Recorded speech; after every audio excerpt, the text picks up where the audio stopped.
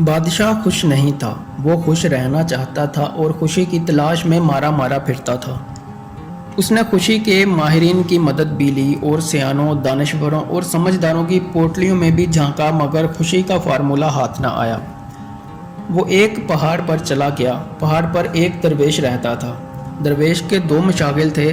सुबह सादिक के वक्त मशरिक की तरफ मुंह करके बैठ जाना और सूरज को आहिस्ता आहिस्ता उफ़क़ से उभरते हुए देखना, और इसके बाद जंगल में निकल जाना। सारा दिन जंगल में गुजार देना। भूख लगती थी तो वो दरख्तों से फल तोड़कर खा लेता था। प्यास महसूस होती तो वो नदियों, झरनों और आबशारों का पानी पी लेता। दरवेश के पास रहने के लिए एक कुटिया थी। वो रात कुटिया में आ जाता था। दरवेश के पास सर्दियों के लिए 2 कंबल थे। गर्मियों के लिए खुला आसमान और ठंडी ज़मीन थी, और कपड़े लते की ज़रूरत ज़ायरीन पूरी कर देते थे। दरवेश के पास इसके अलावा कुछ नहीं था, लेकिन वो इसके बावजूद खुश था। बादशाह इस खुशी की वजह दरियाफ्त करने के लिए दरवेश के पास पहुंच गया। दरवेश ने सुना, कहकहा लगाया, लकड़ी की खड़ामें पहनी और बादशाह से कहा, बादशाह सलामत, मैं इसका जवाब आपके दरबार में जाकर दूंगा। बादशाह ने दरवेश को घोड़े पर बिठाया और दारुल खुलाफा आ गया। दरवेश ने दरख्वास्त की, आप अब किसी ज़रूरतमंद को बुलाइए। बादशाह ने अर्जियों की ट्रे से एक ख़त निकाला। वह ख़त वज़ीर के हवाले किया और ज़रूरतमंद को तलब करने का हुक्म दे दिया। ज़रूरतमंद को दरबार में हाजिर कर दिया गया। दरवेश ने बादशाह के कान में सरगोशी की, आप हुक्म जारी करें, ए ज़रूरतमंद, तुम जाओ, मेरी सल्तनत में दौड़ो। तुम सूरज गुरूब होने तक ज़मीन पर जितना बड़ा दायरा बना लोगे, वो ज़मीन तुम्हारी हो जाएगी। बादशाह ने ज़रूरतमंद को हुक्म दे दिया।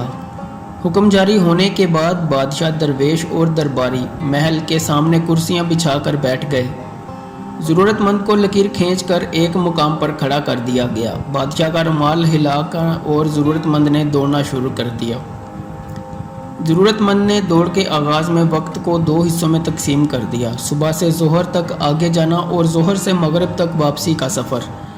ज़रूरतमंद का ख्याल था यूं वो ज़मीन का बहुत बड़ा टुकड़ा हथिया लेगा।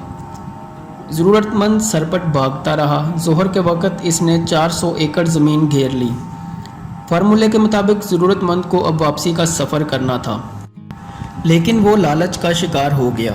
उसने सोचा, अगर मैं अपनी स्पीड बढ़ा लूँ तो मैं असर तक 100 एकड़ ज़मीन मज़ीद घेर लूँगा, और मैं अगर इसी स्पीड से वापसी के लिए दौड़ूं तो मैं मगरिब तक वापस पहुंच जाऊंगा।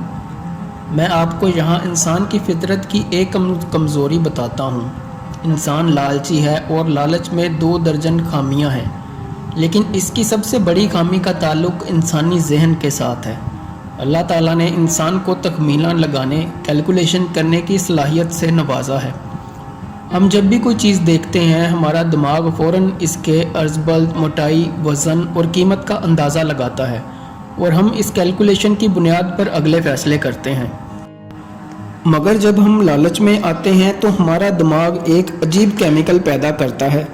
ये केमिकल हमारी कैलकुलेशन की सलाहियत को तबाह कर देता है, और यूं हम गलत फ़ैसले करने लगते हैं। आप फ्राडियों के हाथों उम्र भर की कमाई लुटाने वालों की कहानियाँ सुनें। आप कहानी सुनने के बाद फ़ौरन कहेंगे, तुम पढ़े लिखे समझदार इंसान हो, तुम ये अंदाज़ा नहीं लगा सके कि लोहा कभी सोना नहीं बन सकता। या जो शख्स टैक्सी पर तुम्हारे पास आया था, वो तुम्हें 5 करोड़ की ज़मीन 2.5 करोड़ में कैसे दे सकता है। या जो दुकान मार्केट में करोड़ रुपए की है, वो 10 लाख रुपए में कैसे मिल सकती है।